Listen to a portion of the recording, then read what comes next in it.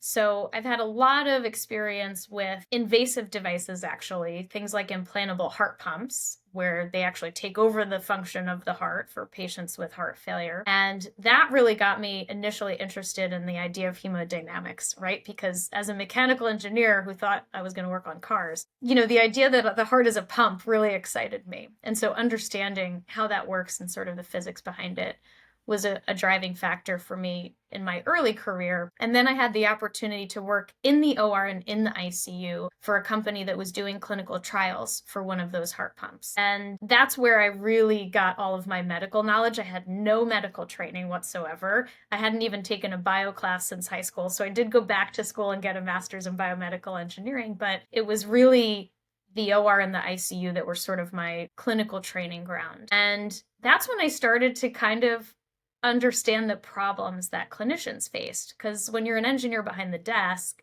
you can only assume what you're creating is going to fix something. But when you're in a clinical environment, you can see every day the problem solving that they do. It's part of being a clinician, is that you're problem solving every day, and maybe you're using technology to help. And so it was a space that I was already passionate about. And 3 of our 5 co-founders of Acqumen Medical worked together at a company that had an adult heart failure device, actually for fluid management, that was being used off-label in babies. And so that was my first exposure to pediatric healthcare.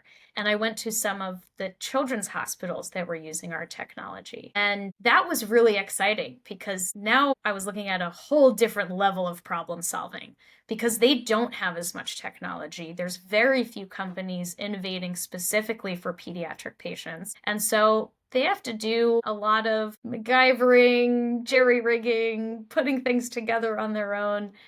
And it's incredible to watch, but it's also discouraging that they don't have the same tools that you have to treat adult patients. So I had kind of this basic drive for innovating in the pediatric space.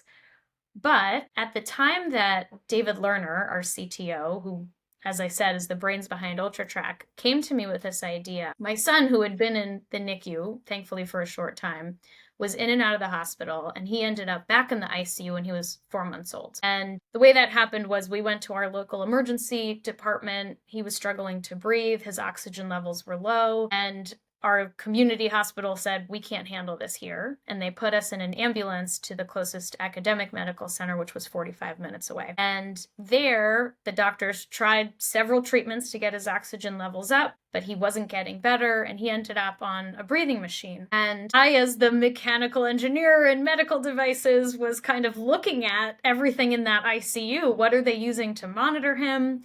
What parameters are they looking at?